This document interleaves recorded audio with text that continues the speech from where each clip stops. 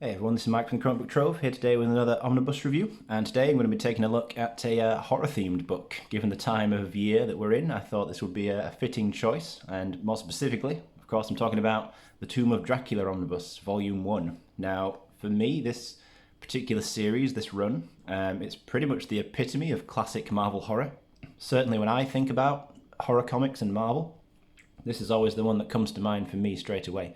There's a couple of others, sure, but Tomb of Dracula, I think, is pretty much the best horror-themed series, specifically horror-themed series that Marvel has ever done. And this omnibus here pretty much collects just about the first half of the classic Tomb of Dracula series. So, firstly, I always really liked this cover. And a little minor detail that I thought was really cool. Marvel have occasionally done this in the past, but if you notice in the top left corner, the original cover price of the original issue has changed to the omnibus price. So I just think that's always a pretty cool little thing that they do now and then. It's quite rare, to be honest, but you do see it sometimes. This cover itself, though, this image, really nice classic cover by Neil Adams, and a cover that I've always really liked. So it's great to have it on the cover of the dust jacket. And the spine, classic standard spine, Tomb of Dracula Volume 1. And on the back you get your cover gallery, and what you get in here, I say, is about the first half of the series. So Tomb of Dracula issues 1 through 31, crossover with Werewolf by Night 15, Giant Sized Chillers number 1, and Giant Sized Dracula issues 2 to 4. This particular edition that I've got, this omnibus specifically, this was the second printing. So years and years ago, probably about 10 years ago, the first printing of this book came out, along with a volume 2 and 3. And all of them were out of print for a long time, until this book, Volume 1, got a reprint back in 2018. And I was so excited when that happened, because prior to that, it had been so hard to find a copy of this book. It's one of those books that not only is it out of print, but it's one of those that's particularly hard to find when it's out of print. And I snapped this up when it came out back in 2018, and I had hoped that it might signal the coming of a reprint for Volume 2, because that book, unfortunately, has not been reprinted yet. So even though this has been out, well, this reprint was 3 years ago now, there's still no sign of Volume 2 getting a reprint, which is a bit annoying, because just as Volume 1 was, Volume 2 was and is still incredibly hard to find. I think in my experience, it's pretty much the hardest book to find. And even when it does show up, it's usually crazy expensive prices that people are selling it for. So I've got Volume 1 here. Volume 1 is a great book. It would be great to have that Volume 2, because that second volume collects the rest of the classic Tomb of Dracula series. There is a Volume 3, but that purely collects separate magazine content. So anyway, hopefully we see a reprint of Volume 2, but of course here and now we're talking about Volume 1. So you get the contents page in here showing everything that you get in the book. And really this is just classic 70s horror at its best, in terms of horror comics. The entire run, it was a 70 issue run, Tomb of Dracula. You get the first 31 issues in here. All 70 issues were penciled excellently by the great Colan. And hopefully as I flick through here, you get an idea of just how well Colan penciled the artwork in here. And he just gave it such a distinctively perfect look, really. It's a tone, it's a visual style that suits this sort of horror comic style so well, and it's just absolutely excellent artwork. The main writer throughout here is Marv Wolfman, but he didn't come on board until issue 7. So the first 6 issues of this series are actually really quite strange, because you get 3 different writers.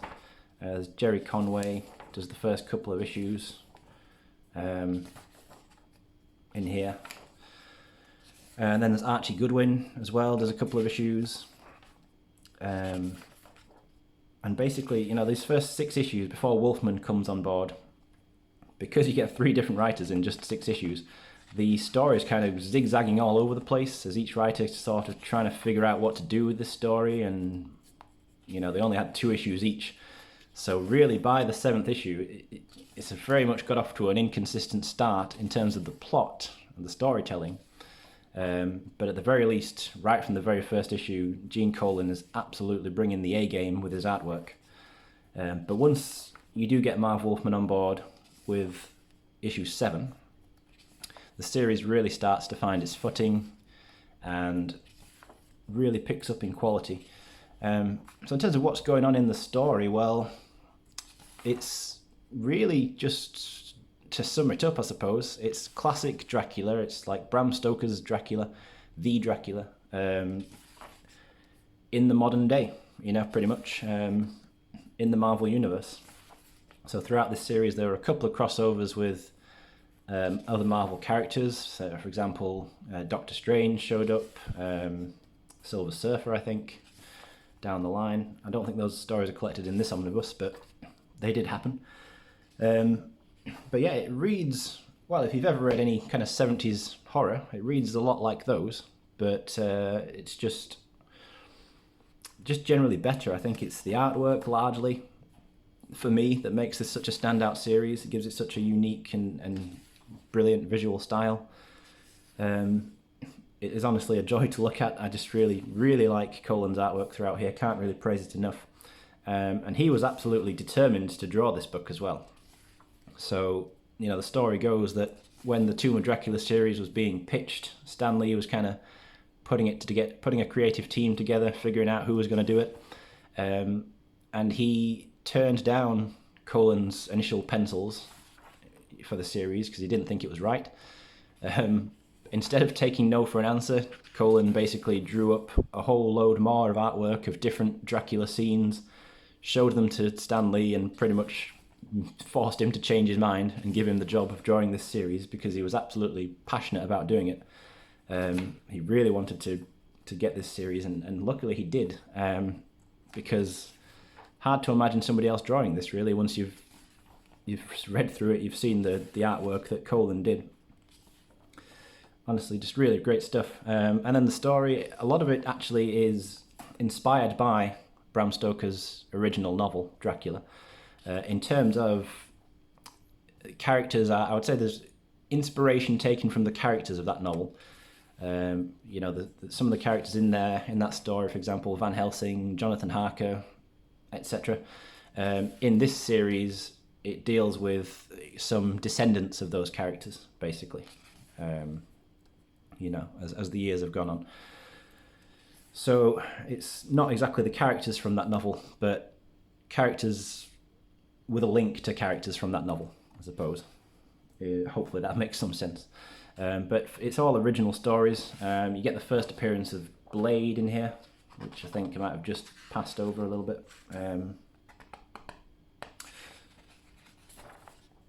But yeah, I think it's issue 10. Blade first appears. A very different iteration of Blade, yeah, this is him, from what we're probably more used to seeing now. Certainly nothing like, for example, the Wesley Snipes films, if that's the version of Blade that you're most familiar with. If you go back and read this is a much more kind of stereotypical kind of character, I'll say.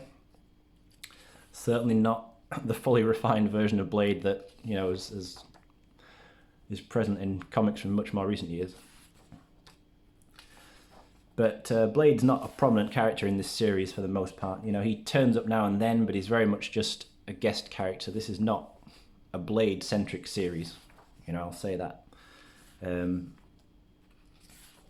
So it's not like a Blade book. It's very much focusing on this other, the other cast of characters. This series has its own central cast of characters, this group who are effectively following Dracula, trying to hunt him down, trying to anticipate what he'll do next.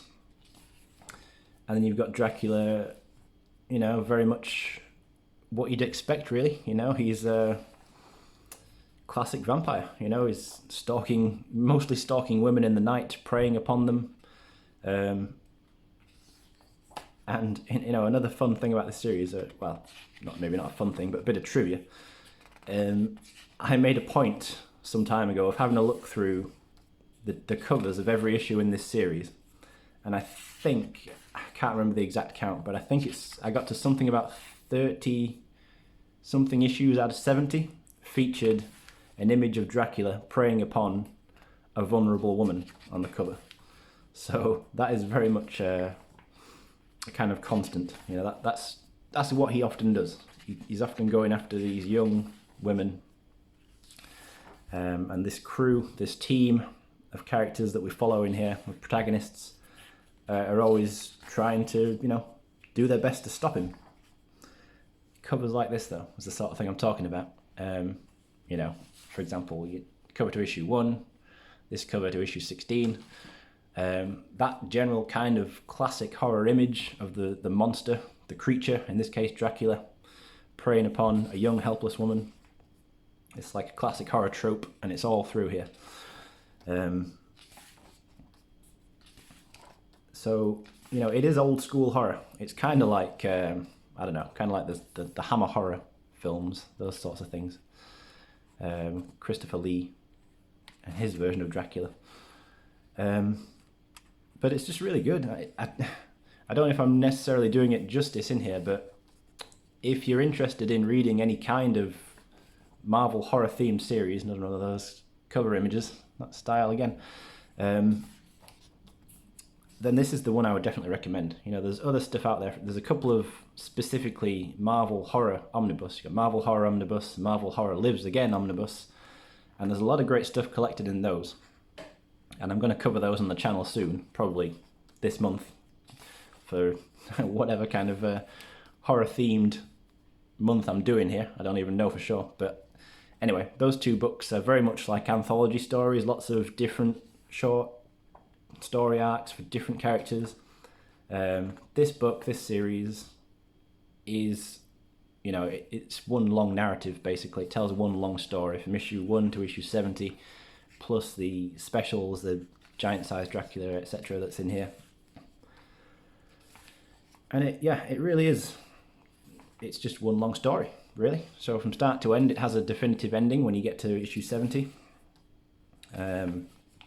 I think, if I remember rightly, the series was cancelled, and it forced Wolfman to cut his story short a little bit, if I can speak properly.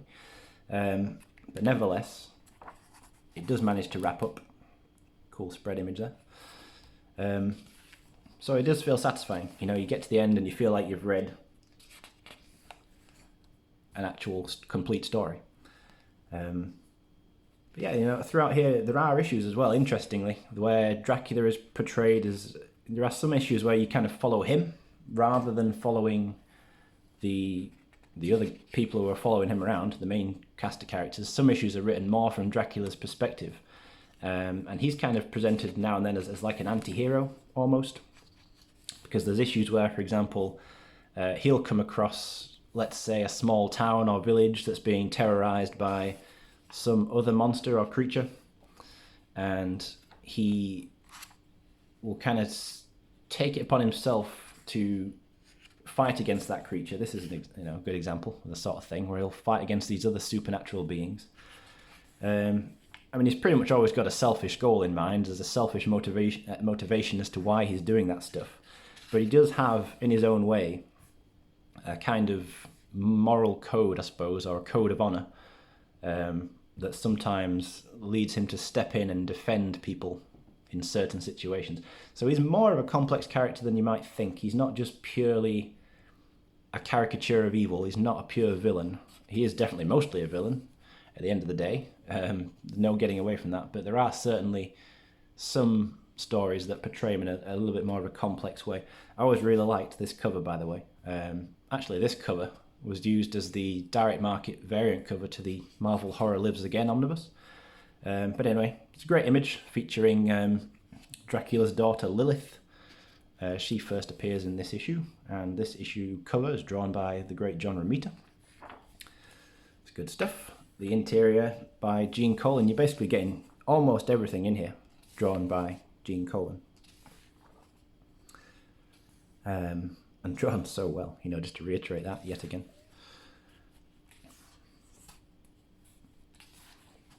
It's just classic horror. It's great stuff, as I say. If you've got any interest whatsoever in checking out horror comics, maybe you've not read this series before and maybe it's intrigued you, Definitely recommended. I think you should give it a go if you've got any interest whatsoever.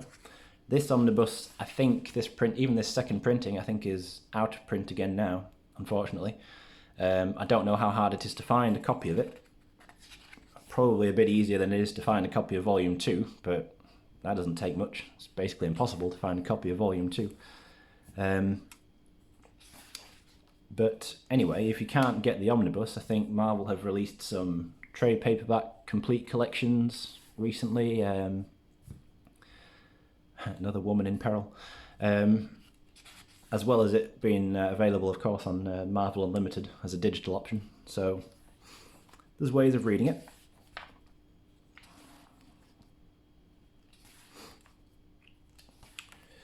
It's really cool artwork through here, though. You know, as I said about 4 or 5 times already, difficult for me to give it enough praise because it just looks so cool.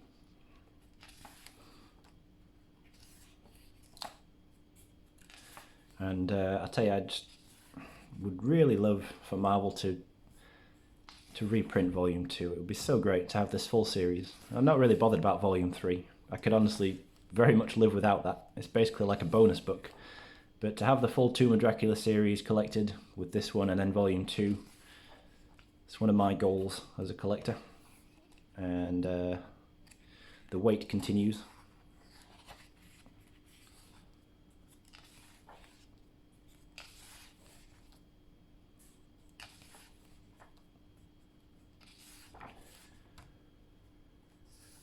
Yeah, so hopefully, as I've flicked through here, you've had a good idea of the visual style of the series. Hopefully that's come across fairly well. And, you know, maybe giving you some insight into it and indication as to whether or not it might be of interest. But it's a recommended Halloween read from me. If that wasn't clear already, I do recommend it.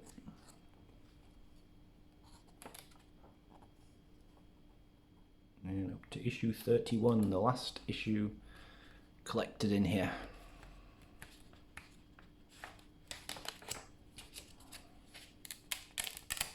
Well, yeah. Hate it when pages stick together like that. Hold my breath and hope that they don't rip. Okay, and then I'm gonna get extras in the back.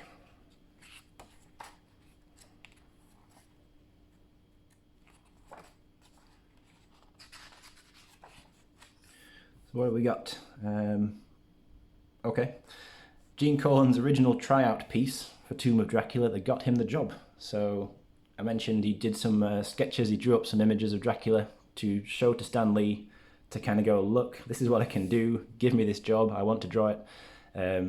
So yeah, absolutely awesome that that's included in here. I actually didn't know that was there. And then we've got some original covers.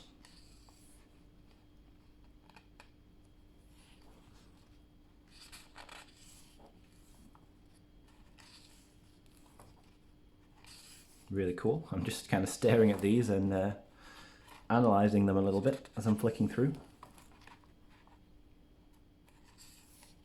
That's really cool.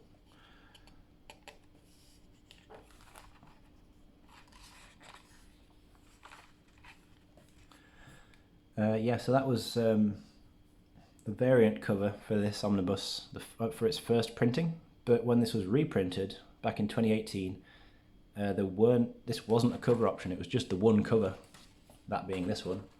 I prefer this one anyway, so that's fine by me, but that is a cool image, again by Gene Colan, and featuring another woman in peril. Yeah, so as I say, just to really reiterate it again, I don't know how best to summarise it other than just saying Tomb of Dracula is very much the ultimate classic horror series from Marvel. If you're just going to check out one horror-themed series, well, whether it be from this era or in general, this is the one I would recommend. It's certainly the best horror-centric series that I have read. Not that I've read lots of that sort of stuff, but nevertheless, I think it's one I highly recommend, and an omnibus that's worth tracking down if you can find it for a decent price, I would say. And hopefully, we get a volume 2. I've been waiting, what now, 3 years pretty much since this came out. This came out around Halloween 2018. Here we are, 3 years later. No sign of the elusive volume 2, but nevertheless, my hope remains that we'll get it one day. But anyway, guys, thanks as always for watching this, for looking through the book with me. Hopefully it was enjoyable, insightful, interesting, all of the above. And I'll be back again soon with another Omnibus review. Maybe take a look at the Marvel horror books next, we'll see. But yeah, thanks again guys for watching. I'll see you again soon.